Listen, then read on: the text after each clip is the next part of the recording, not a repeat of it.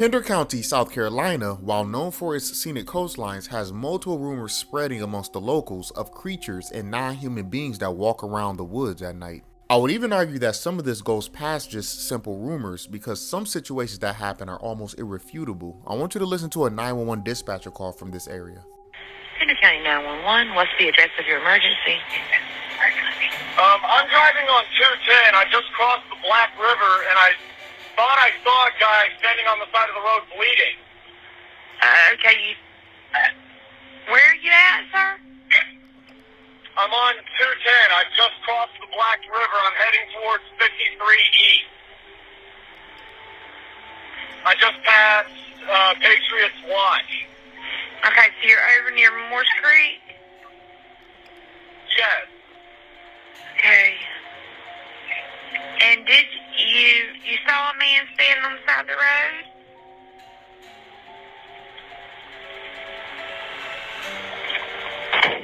What the? What was that, sir? That's not human! That's not human! Sir, are you okay, sir? There's something in the back of my truck! Okay, what's in the road? No, it's not in the road. It's in my truck. In the bed. There's something in the bed of your truck? Yes, ma'am. I just turned on my bed lights for my truck, and there's something in my bed. Okay, sir, when you say something, what do you mean? I just knocked it off of the bed of my truck and went over my roof. Okay, what was it? What are you doing? What are you doing? Stop! What do you want from me? Stop! Stop! You're creeping me out. Okay, what? I got the hint. Stop. What do you want? You're freaking me out. You see something? When you clogged the damn toilet? I don't understand. What do you want?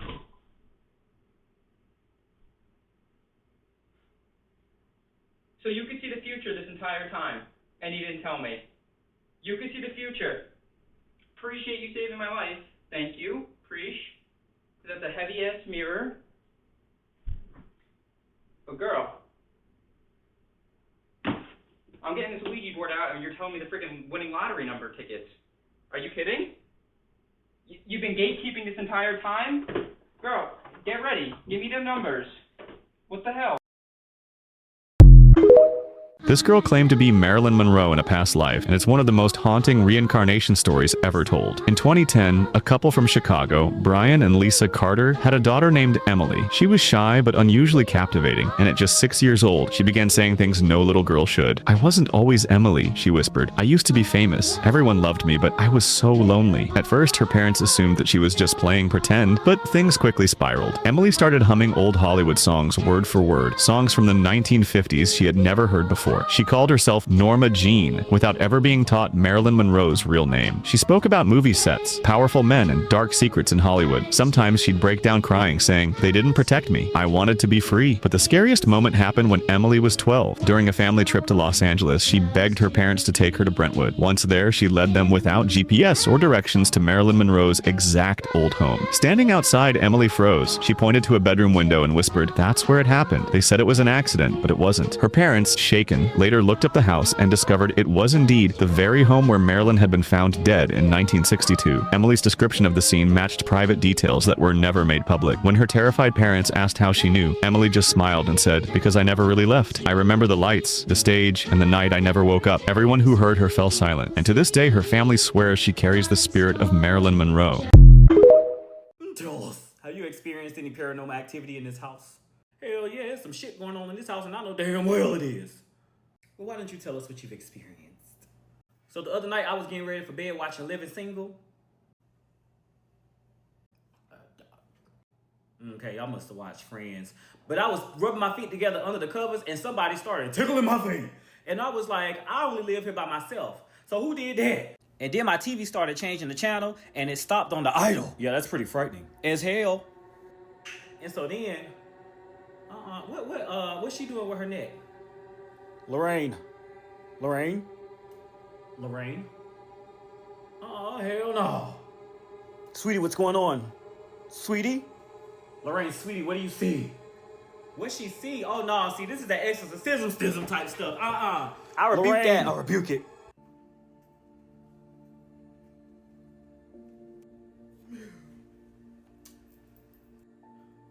Get your ass up out of here. Lorraine? Lorraine! Oh Lord, here she go at that exorcism neck again. Lorraine! Lorraine! Lorraine! Lorraine! Stop that. Lorraine, sweetie! Do you guys want to hear a scary story? So I used to babysit for 2 girls that lived in a super haunted house. For the sake of privacy in the story, their cover names, the oldest daughter, I call her Luna, and then I refer to the youngest one as Aura. Luna had an imaginary friend called Pete, who most of the interactions were with in that haunted house, who she thought was an imaginary boy for a long time, but in reality looks a little bit like that guy from Insidious. So in my past story times, I reference a lot how my experiences with demonic and paranormal entities, excuse me, I'm getting over being sick. Ugh. So this particular night, I was playing with the girls in the living room. We were doing, I think it was like Sorry or Candyland, something like that. And they often like to play board games, which I didn't mind because I felt like such a productive babysitter instead of them just watching TV the whole time. And often when we played board games, Luna, the oldest one, would throw fits, and I've told a similar story in here before about how Pete couldn't play. And sometimes I would just hate it when she wouldn't let it go because I felt like I was being watched and I would feel breathing on my neck and just feel so unsettled. So this night she actually had not asked Pete to play with us, and I remember I was like, thank God, maybe it's gonna be a decent night because I'd had no activity happening to me up until soon. Been there for about 4 hours. So anyways, we bust out the board game and we're playing it, and I see her like looking up. We're all sitting like I'm sitting right now on the floor, right? I keep seeing her look up, and then she's looking up and looking down, looking up and looking down. And I didn't even want to open the can of worms or ask. But I was like, what's going on, babe? What are you looking at? And she said, well, I know you don't like Pete to play games with us, but he really wants to play, and he's right here. And I was like, no, absolutely not. Sorry, Pete. You're not going to be playing the board game with us today. We're having a girls' night. It's just a girls' night only. And I hear a deep growling sound, and it sounds like it's coming right next to her. So basically we were sitting like a triangle. I was sitting at like the base of the board game on one side, and then the 2 girls, there's Luna on this side and like Aura on this side, and a little bit of room in front of them. That makes sense. So I hear a deep, guttural, disgusting growling sound. And she said, oh, he said, never mind. And as I look at her, I look next to her. And in their carpet, you know how most carpets that are very flat to the floor, you can see when footprints, like someone just steps on it, I see indents of feet on the floor as if someone is still sitting there. And then lifts and lifts. And both feet, like I watched like the footprints go away. And it was coming directly from the sound, like of the growling, was right where I see just these feet marks get up. Ugh. Very unsettling, but that's not even the end of it. So they end up going to sleep, right? Put the girls in bed. Parents are about to be home, or mom, dad, whoever, I forget who's coming. 30 minutes, like I'm almost done with my shift. So I start cleaning up because I hadn't really cleaned up much. We were playing so hard, you know how it is with 2 kids, especially like 2 younger kids, a lot of little messes, and I normally would have them help me clean. However, today I was like, you know what, I'm just gonna let them have fun, play, go to bed. So I'm cleaning up all this stuff, picking up their little snacks, their cups, everything. And I realized I have never picked up the board game. So I go into the living room and I'm grabbing the little pieces of whatever board game this was. Like I said, I don't really remember. And then I see like a card in front of me. So it was like kind of not a cross room, but I had to, you know, walk forward to grab the card. So I go walk over the actual board game itself, grab the card, and then from behind me, I hear in a deep voice that I heard all the time in this house, do you want to play now? I turn and whip behind me, and I don't see anything in front of me. And I look down on the floor, and I see the same, like I feel like the feet, okay? I turn around and face to face with this thing. Like it was waiting, it said that behind me, and then I turn around, and I'm face to face with it, but I can't see it in this moment because I see the same thing when I look down on the floor as earlier. 2 feet, looks like it gets up, and then the foot marks disappear. Like it just went away. And I've been slacking a little bit in my story times. Like I said, I've been a little sick, so I appreciate y'all sticking with me. But I am going to post 2 story times tonight, scary story times. So let me know what you think. Bye. This has to be one of the most terrifying stories that I have received so far. This is Nikki's story, and she said it was a Friday night and she had just left a bar downtown. She was hanging out with some friends when she decided she didn't feel well and she was going to call an Uber home like she always does. The app showed that a silver Toyota Camry with a license plate ending in 628 was on its way to pick her up. It wasn't long until a car pulled up right in front of her. Silver Camry, same dents on the bumper that the app photo showed. The driver leaned over and said her name before she even opened the door. Everything matched, so she got in. From the second she sat down, she said she felt uneasy. He was too quiet at first, just glancing at her in the mirror. Then he started talking, and not normal small talk. He asked her if her mom was still working at the bank, and how her little brother's baseball team was doing. She hadn't mentioned any of those things. She panicked. She asked him to pull over, and he just smiled and said, "Don't worry, I know where you live." When the car slowed at a light, she yanked the door open and bolted. She said she didn't even look back, leaving her shoes and some of her other possessions behind. She just ran barefoot down the sidewalk, screaming until someone helped her. She obviously reported this to the police, but the police couldn't find the car, and Uber had confirmed that no driver with that license plate had ever been registered. To this day, she says she never ride shares alone again. I guess nobody knows what really would have happened, but I have a horrible feeling that it would not have turned out good for her if she stayed in that car. What do you think would have happened to Nikki? And if you made it to the end, leave a taxi emoji in the comments to let me know that you stayed. When you were little, did your mom work at an old tuberculosis hospital and bring home some really strange stories for you to hear, but you couldn't appreciate them as a kid, so as an adult, now you're recycling through them and you're like, you know what, I'm gonna go back and see the place, only to go back to see that the entire square block is surrounded by electric fences? I mean, no, just me? That's so crazy. And this only started because I was telling a story about how this old hospital was connected underground to an old crematorium across the road. Because whatever weird stories I heard growing up is nothing compared to why they have such big security measures there now. So what's a girl supposed to do? I took my pictures, I came home, and then I took to the internet because that's what we do.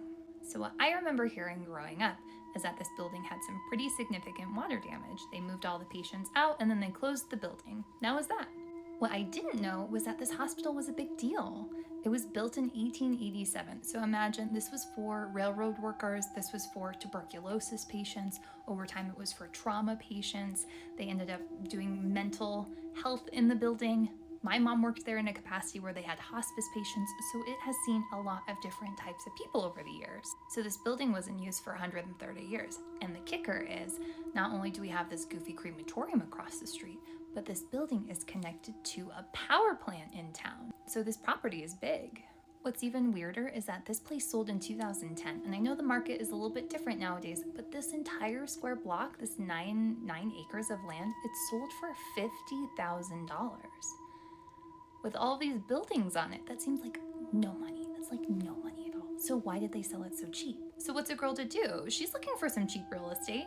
So I went to the assessor's website to see if this was for real. And you know what's crazy is I go on there and I can't even find building information.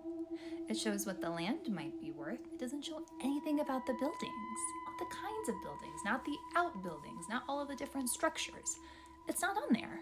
And if you're not freaked out already, don't worry. I turned to Reddit for help because other people have questions too. I found a comment on Reddit that says, hey, I used to work security for that location. It is patrolled 24/7 and it's privately owned.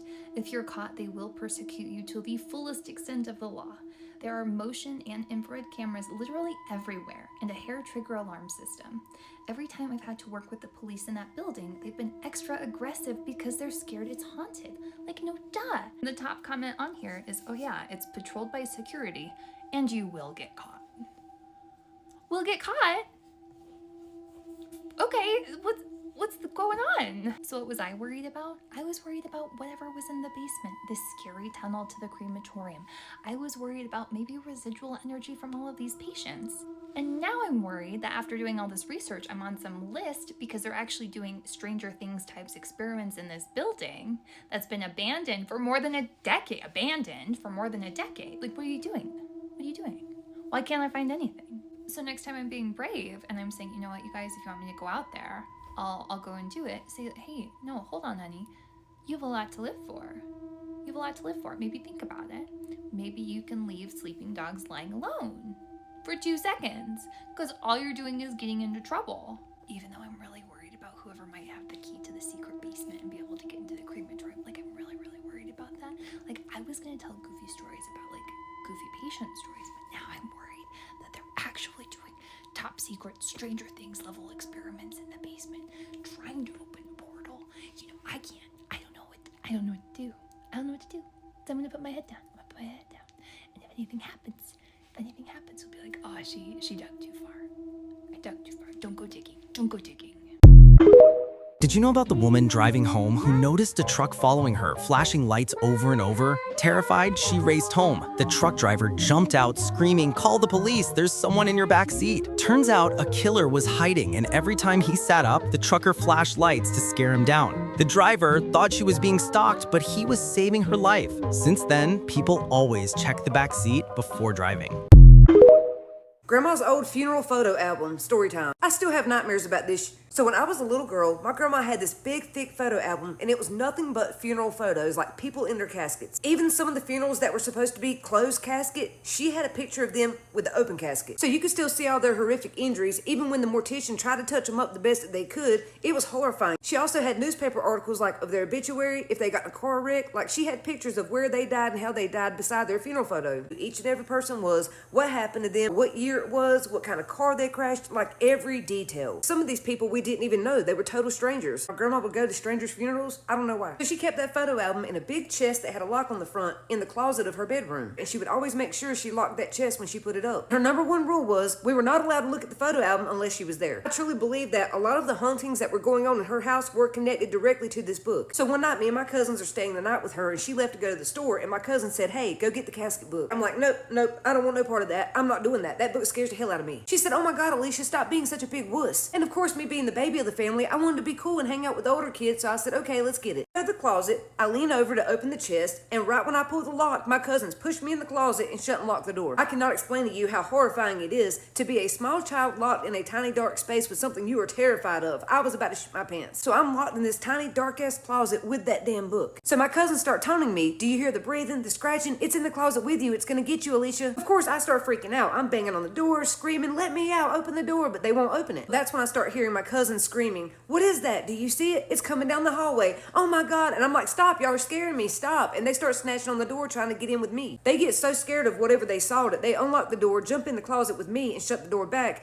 And then we sit there and we can hear something moving around the room, but we can't see what it is. And we wait in that closet until my grandma gets home. Grandma said, "What in the world is going on? What are y'all doing in here?" And of course I ran straight up to her, grabbed her around her waist, and I started snitching on my cousins. I don't care. Later on that night, we're all three laying in front of the floor TV watching Dirty Dancing when my cousin goes to the bathroom, and when she comes back, she's pale as a ghost, like she's scared. "What did you see? What happened?" She said, "When I went into Grandma's room to get something off the nightstand, I looked over at Papa's face, and it wasn't him. He had a monster face. It was somebody else's face on top of his face. There were two big black eyes, big teeth, and they were looking right at me. He was smiling, but it wasn't Papa." She darts out the room, and when she looks back, she sees that same scary face peeking out from under the covers at the foot of the bed where Papa's feet were dangling. My Papa was real tall, so he would hang off the bed when he slept. And it wasn't the first time this had happened. Now, for some creepy backstory, a few months prior, a neighborhood friend came to spend the night with us, and about 2 o'clock in the morning, she comes running out the bathroom screaming, "There's eyes in his feet. He has eyes in his feet," talking about Papa. She too had saw the face in between Papa's feet hanging off the bed. My other cousin was the only one brave enough to stay in the bedroom right across the hall from my grandparents' room, and she says one night she got up to go to the kitchen, and when she walked past Grandma's room, she saw something floating around their bed. But when she stepped closer to see what it was, Grandma's bedroom door slammed in her face, so she got scared and ran back to her room, and my grandma's cats hated some of these spirits. These cats would flip the hell out. My grandma's oldest cat was 18, and she didn't like nobody. She hated to be petted, but every time we stayed there, she would sit on the bed and stare up at the ceiling or out the hallway and hiss and growl. One day, we were watching the baby crawl down the hallway when the cat jumped in front of the baby and was scratching at the air, but accidentally scratched the baby. When the mama picked the baby up, she started yelling at Grandma, "I'm sick of these damn cats. You need to get rid of them." And I told her I saw the whole thing. The cat did not intentionally scratch the baby. It was trying to scratch something in front of the baby. One night, this cat woke up out of a dead sleep and started hissing. She took off down the hallway, and all I could hear was "Meow" and "shh." But when I looked out the door, there was nothing there. I think she was protecting us. You know, the theory of my house being haunted, being true, because my mother's fiance has come up with so many stories about the house being haunted and how it's a welcoming spirit for my dad, because my dad's dead.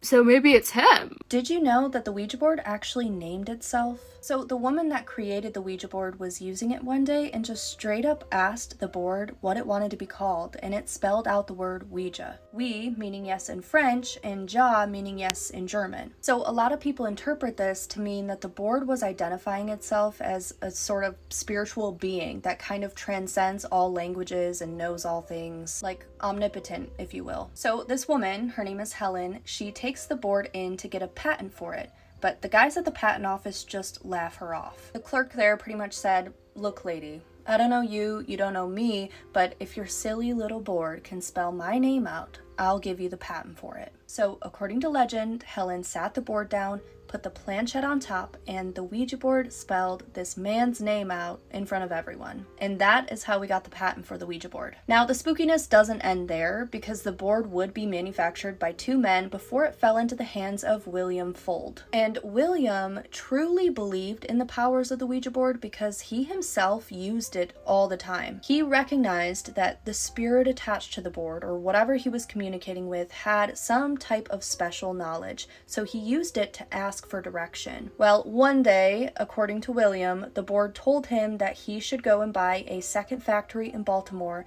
so that Ouija boards could continue to be mass produced on a larger scale. And he did just that. William bought the second factory to manufacture Ouija boards, but sometime later, he was supervising a project on the roof of the building when he fell from the third-story building, landing on the street outside, and a piece of his broken off rib pierced him in the heart. Now, William did not die. Not right away, at least. He was able to make it to the hospital, where he told his family to promise that they would never sell the brand Ouija. He didn't want anyone outside of the family to handle the production of Ouija boards. It was literally his dying wish. But 39 years later, to the date of William's tragic passing, his family sold the patent of the Ouija board to the Parker brothers. Now, the Parker brothers were based out of Salem, Massachusetts, and they spent a hefty $1 million back in 1966 on the Ouija board patent, which is actually the most that anyone has ever paid for a game patent. Interestingly enough, and a little bit of a side note here,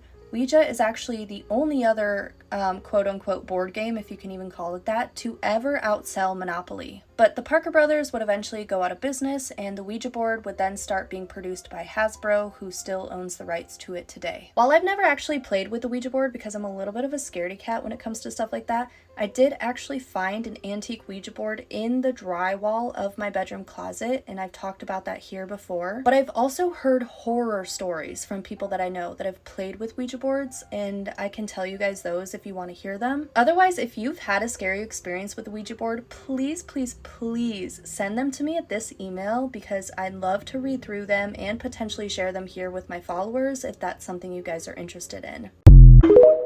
I don't know what's happening right now. Turn off the phone. Get this fucking... Oh my god, well last night, I looked for a long time, then I tried to get some sleep. You last night? I made yeah, last night, I tried looking for you. You weren't even with me last night. Have you seen the video about Nick's disappearance? I swear, this is the strangest thing I've ever come across. This happened in the Midwest. Last weekend, Nick and his girlfriend got this so-called random task. This corn. Nick, are you gonna go? If corn wasn't so dang itchy. Well, just try. I'm gonna stick my head in it. Around 2 a.m., they drove out to a cornfield, pitch black. The only light came from their car headlights cutting through rows of tall, silent corn. When they got there, she stayed in the car. Nick grabbed a flashlight and went in alone. She thought he'd be back in a few minutes. Nick! Oh my god. Nick! Yell if you need help. I'll call someone for you. But 10 minutes passed, then 20, then an hour. She kept yelling, "Nick, Nick!" But the cornfield stayed silent except for the wind. She waited the whole night. Sunrise came, still no Nick. She was about to call the cops. Then the next night, Nick suddenly walked out on his own. Last night, Nick's nephew's been looking for him, and anyways, I've been driving around and I found Nick. She was relieved, pulled him into the car, ready to ask what happened. But that's when it got weird. Yes, people online have been looking for you. Where have you been? What do you mean you barked and fucking drove away? Nick wasn't the same. His eyes looked different. He snapped. "Why did you leave me? I was screaming for you in there." She froze. "What are you talking about? I never left. I was waiting the whole time." Two people, two completely different stories. Nick swore he saw her drive off, swore he heard footsteps in the corn, but she insists she never left the car.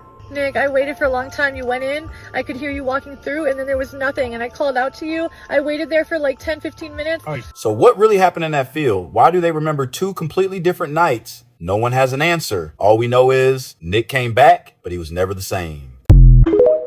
It's the perfect time to tell you guys a scary true story. My neighbor just brought me some grapes from his vine. It's storming outside, pouring rain. So in 2008, I met a man that we'll call Wayne, and we hit it off very quickly. The only problem is he was just as haunted as I was, so putting us together in a haunted house would prove to be very dangerous. Our first night of living together, he gets in a car wreck, breaks his hand, wrist, and elbow. At the end of the driveway, his radio goes out, and that's where he sees a little girl in a white dress, so he swerves to miss her and hits a tree. We would see that same little girl again later on in our house and on our property. So after we came home from the hospital, we're walking through the front door when these two birds slam into the window and fall dead. We get in the house, he starts cooking while I take a shower, and I get this creepy feeling like someone's watching me in the shower. So I call Wayne back there and I'm like, hey, will you sit with me? I know you're trying to cook and I hate to bother you, but like I'm really scared back here. So he gets in the shower after me, and while I'm getting dressed, he says he can feel it too and begs me not to leave him alone. We're in the kitchen standing side by side cooking when sparks start shooting out the stove and the whole thing catches on fire. So we flip the breaker and pull the stove out, and there's no shortage in the wire, no burn spots, there's no reason for the stove to catch on fire. We cut the power back on, plug the stove up, it goes back to working like it's brand new. And there were these horrible smells that would just appear out of nowhere in our house. It stunk so bad. Smell of garlic and sulfur, it would knock you down. Now despite the scary stuff, we were two big horn dogs and we were trying to get it on this night. So we're doing the deed and he's on top when he says stop. I said stop what? He says stop tickling my feet, girl. I said dude, you're 6'7", my hands are up here, how would I reach your feet? He said well if you're not doing it, oh my god. Then he jumps up. He said Alicia, I'm telling you, somebody grabbed my foot. It happened 3 times. I said well you know it weren't me because my hands were up in the air. We had no pets, no children, no cat, dog, gerbil, nothing. There was no reason for anything to be grabbing his foot. Well, I'm sitting in the bathroom trying to take a when I see movement underneath the door, and I yell out, Wayne, what are you doing? You want to come in and smell it? And he doesn't say anything. I reach over and grab the bathroom doorknob and open the door, but nobody's standing there. That's when I hear the front door open and slam back shut. Hey, baby, you want to go to town with me? And I say, well, you were just right here, right? No, I just came from outside.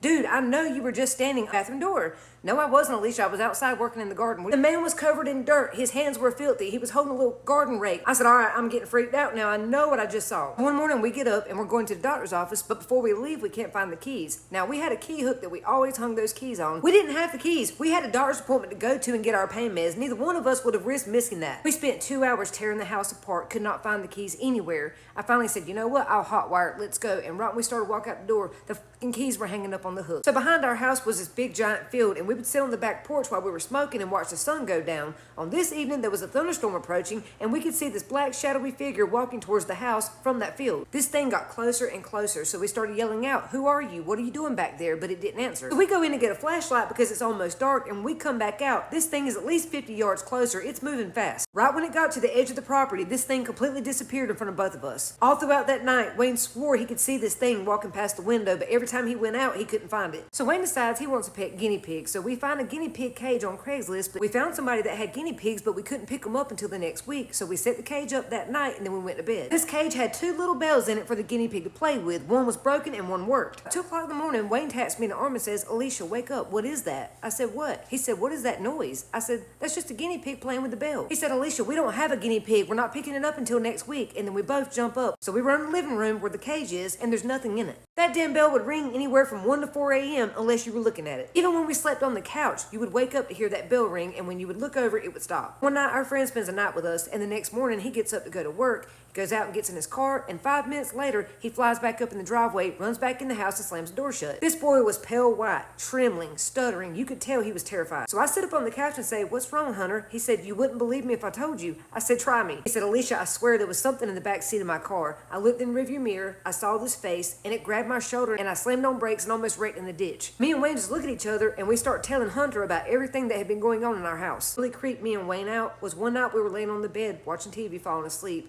and I fell asleep before he did. He's laying behind me rubbing my shoulders, and he runs his hand down my arms to my legs, and he's touching my butt. As soon as his hand touched my ass, I sat up, looked at him, and went, don't you ever touch her like that again. So Wayne jumps up off the couch, and he can now see I'm not me. Something's wrong. He said my pupils were so big my eyes looked black, and my eyes would follow him without my head moving. He kneeled down in front of me and said, Alicia, wake up. And then I said back, I'm going to unalive you. The look on my face scared him so bad that he ran into the bedroom and shut and locked the door. He heard my feet hit the floor when I got off the couch, so he opened the bedroom door, and that was where he found me. I was having my first and only seizure ever, on my knees, kneeling underneath the hallway light. So he comes out and grabs me up, and I yell, don't ever touch her like that again. again, then he drags me to the bedroom. He called an ambulance out, and I was still seizing when the EMTs got there, but once I came to, they said nothing was wrong with me. They don't know why I had the seizure. I've never had another. A couple nights later, me and him are having an argument, and we sleep in separate rooms. But later that night, he comes and gets in the bed with me. I would do this thing when we were arguing. If I heard him snoring, that was when I would roll over and start cuddling him, so that's what I did this night. As soon as I hear him snoring, I roll over, and now we're face to face, and when I open my eyes, his eyes are looking directly at me, so I push him away from me, and he starts smiling. And by the way, he's still snoring and knocked out. His face looks like a demonic face. It's not him. I yell out, "Who the fuck are you? What do you want from us?" And it yells back, "My name is Jim and I want you." Bop! And it palmed me in my damn face. It palmed me so hard my head bounced off the wall. Now I used to have a really bad temper, and when this happened,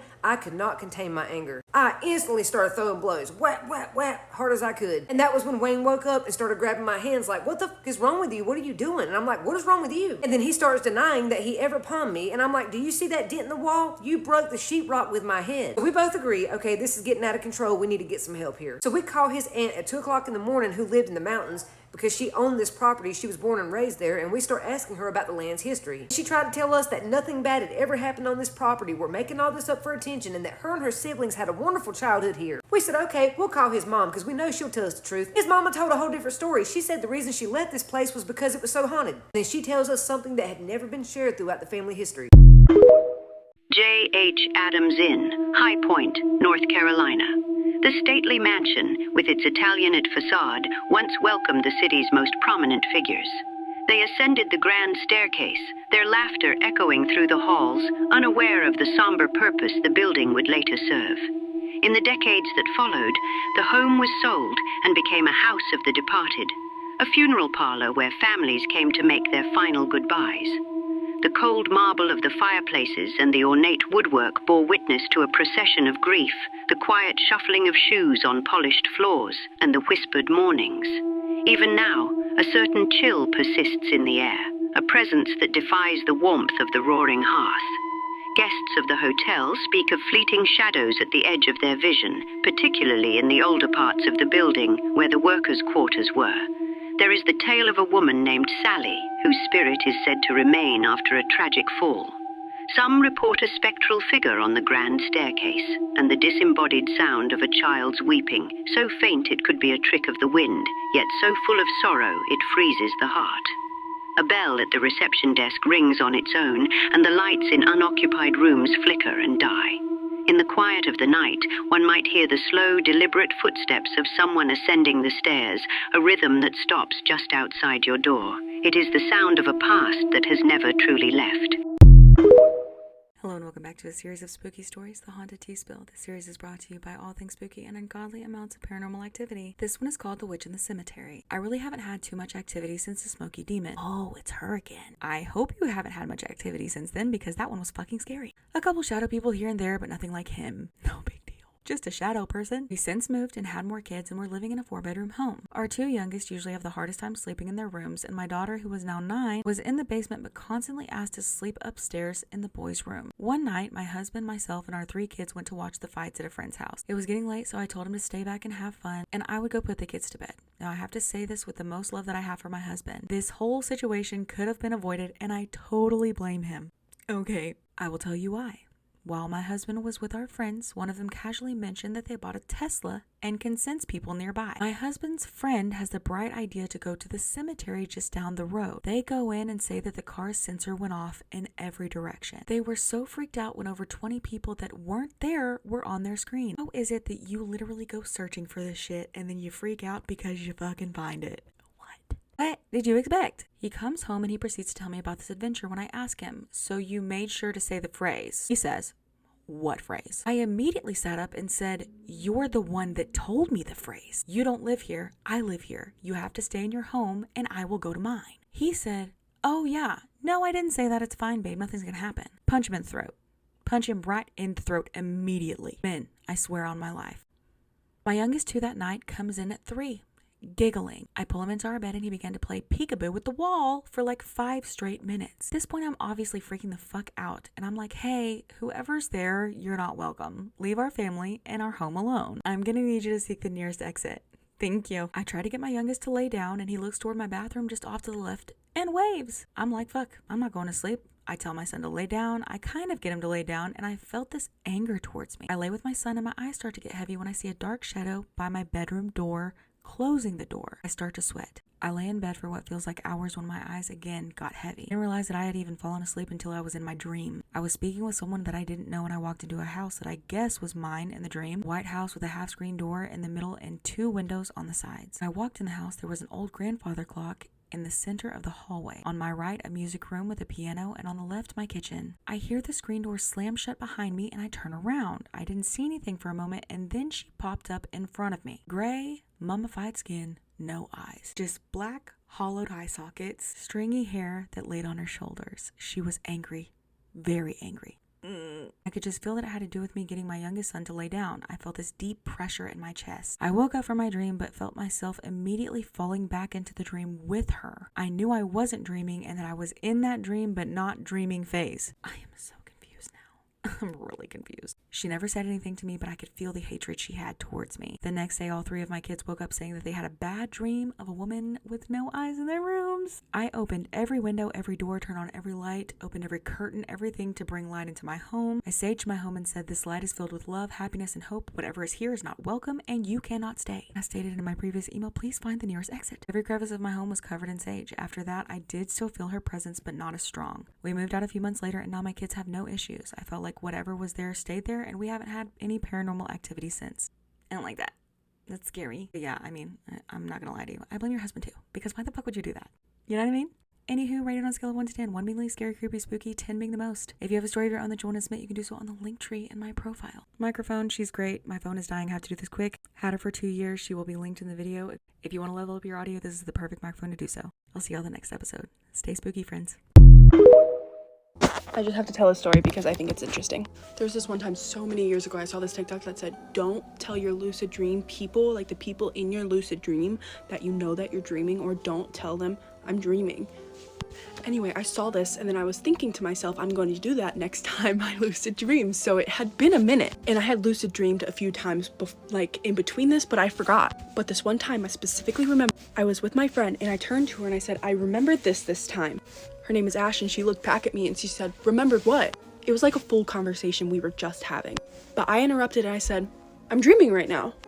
She goes, same dead face, she goes, you're not supposed to say that. Fully, I go, I'm so sorry. I know. I saw it in a TikTok. And then she immediately switches back on and she goes, that's fine, just don't do it again.